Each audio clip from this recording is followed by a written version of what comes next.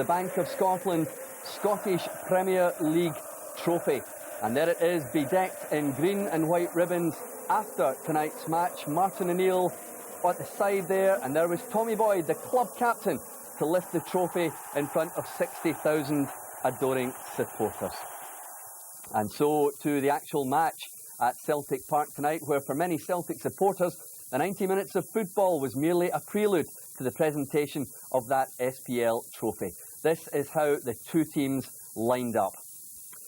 No Neil Lennon for Celtic due to a family bereavement. Chris Sutton missing as well. McNamara and Johnson stepped in. The basic shape was changed with Agat switching to the left-hand side of midfield. Johnson slotting in alongside Larsson. A strong-looking Hearts side in opposition with Gary Wales and Andy Kirk handed the task of breaching Celtic's defences. Kevin McKenna started at the back with Antti Niemi charged with keeping Larsson from breaking any more records. The referee tonight was Mike McCurry, and before kick-off, a minute's silence in memory of Jim Baxter, who passed on last week.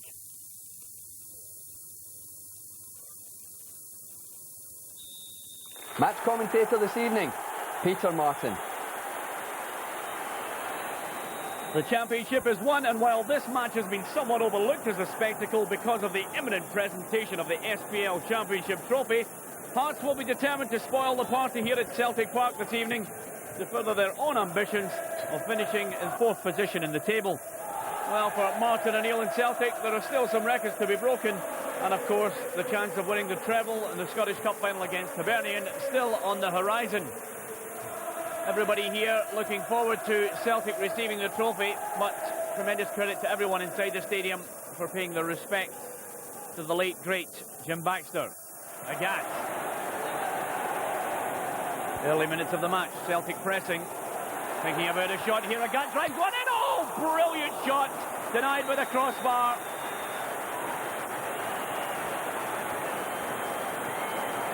Didier Agat, one of the bargain buys of the season. As soon as he created the space, there was only one thought in mind, and that really would have capped off a memorable.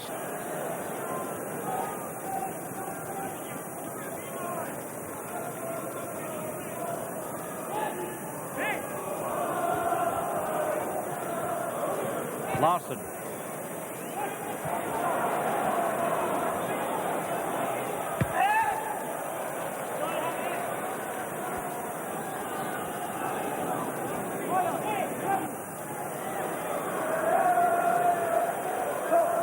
Healy.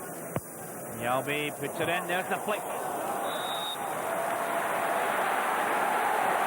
Alan Thompson didn't manage to steer his header towards goal, but again, I think Celtic can count themselves lucky. They managed to get a corner out of that. 4 minutes from half-time. Thompson with a corner. Presley with a header away. Agat.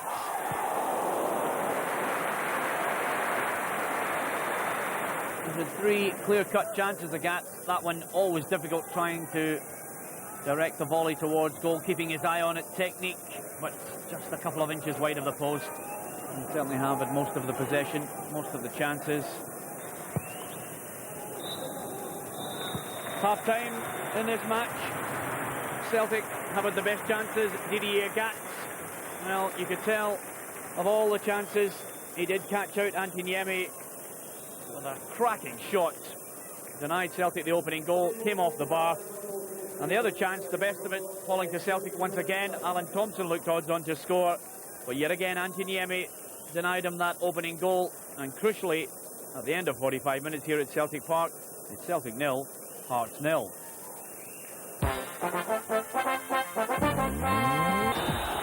Celtic had by far the better of the first half, and for all their chances, no reward. What the next 45 minutes holds for many inside the stadium. Hopefully a goals rush from Celtic, but this match following much the same pattern as their Scottish Cup encounter, very tight, and it may be that only one goal will settle it. But Celtic, including this man, Didier Agat, pressured for so long. And once again, The Frenchman's speed wins the free kick. I'm sure Craig Levein will be very unhappy if Hearts should concede a goal right at the start of the second half after the team talk in the break. And here comes Lambert. McNamara. The run by Healy. He's in here. Shot! Oh, that was a good run by Healy and a good shot.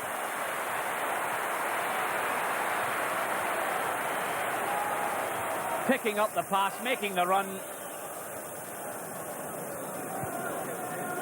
Tommy Johnson. Nice ball in there to Larsson. Cutting across. And just holding it up. Celtic's midfield trying to get through, including Mialbi from the back. Lambert. Thompson. Now here's an opportunity for the shot. It all opened up for Alan Thompson.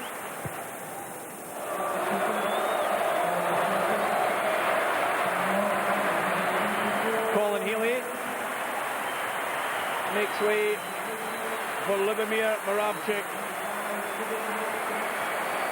A tactic of Martin O'Neill. Bring on the Slovakian and change the fortunes of his side. Celtic are to get that win. They're going to have to breach this Hearts defence. And this is the man who may well unlock it right now. Look at the pace of Agat. Sweeping it across, and McKenna's there. It's almost as if he has 2 or 3 extra gears. And he can give certain players 4 or 5 yards on him, and he's off. Thompson to swing this one in. Header, taking it all the way to Johan Mialbi.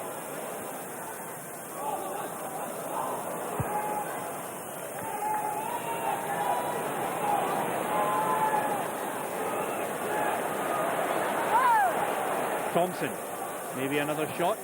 Opts for the pass. Moravcik with time now. He will think about the shot now. Sizing it up.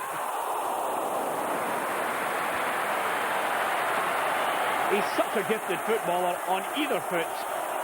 And from there, he's well capable of unleashing the ball right into the back of the net. But Niemi once again denies Celtic the opener. Johnson. Larsson in here. Presley covering him. Oh, he's put it into the path of Moravcik. 1-0 Celtic. 67 minutes gone. And Lubomir Moravcik follows the plan of action of Martin O'Neill. The substitute comes on, changes the fortunes for Celtic, shows them the way to go, calm as you like. And the Slovakian scores goal number 11 of the season. And he is invaluable to Celtic, and he's quite happy to stay on again and help Celtic in their bid for the Champions League. And that goal could seal win number 29 of the season. Cameron. Free kick to Celtic, taken quickly.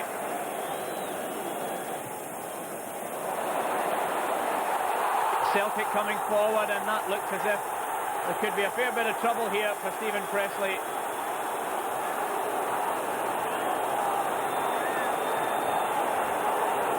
Didier Agat in some pain. And Stephen Presley.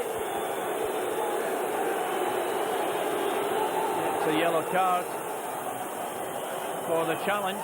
And I think he can consider himself rather fortunate there. Here comes Celtic. Larsson, is this the goal? Henrik Larsson, oh, denied it. A last-ditch tackle. Quick free kick. Larsson onside. Looked as if he was going to put it into the net, and Scott Severin to the rescue. Boyack.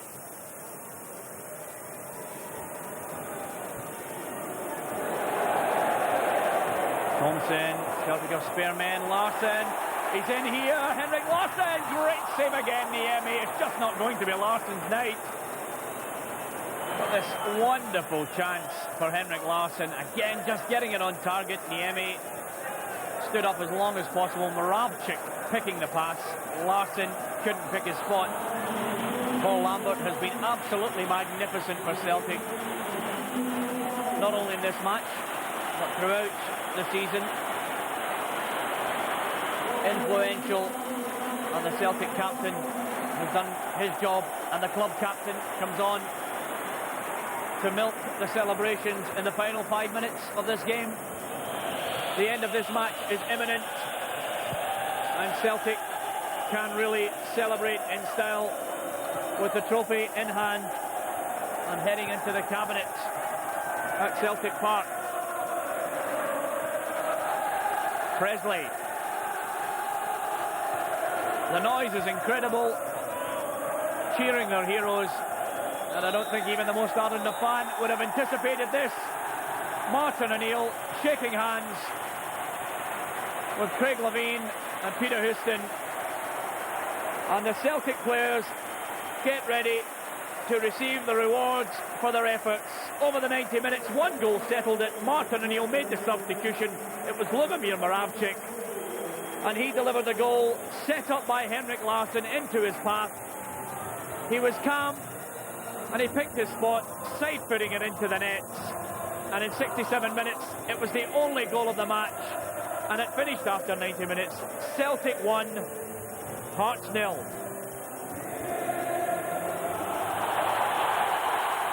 Here come the champions, the Bank of Scotland, Scottish Premier League champions, led out by Tom Boyd, and the man who's made it all possible, Martin O'Neill, arrived here in the summer.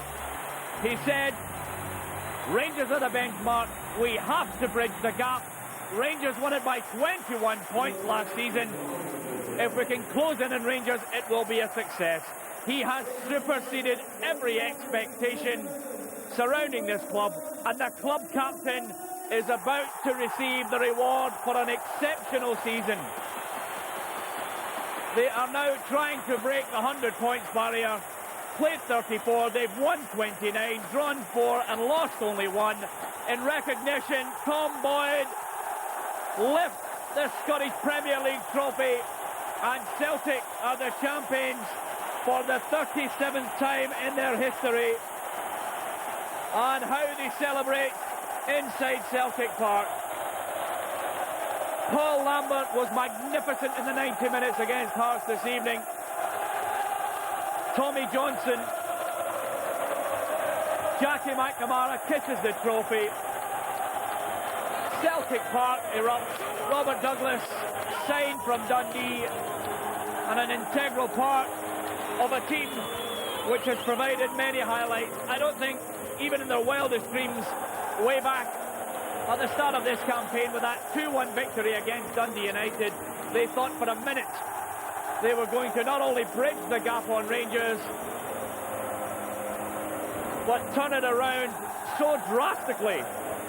They are 18 points clear, and they still have 4 games remaining. They've scored 82 goals so far. They've only conceded 24, and that man, among others, has been so crucial, shoring up the defence. Just Valharan, one of Martin O'Neill's signings. This man has been absolutely magnificent. 49 goals.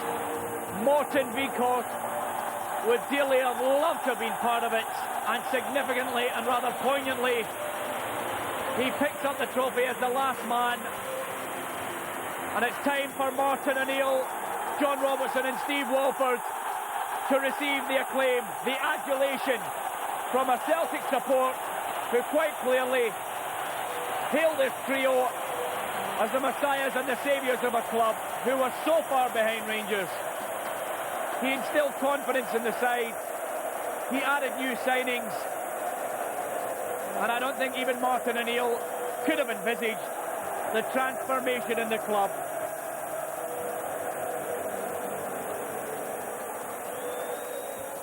Yeah, great scenes as you would have expected at Celtic.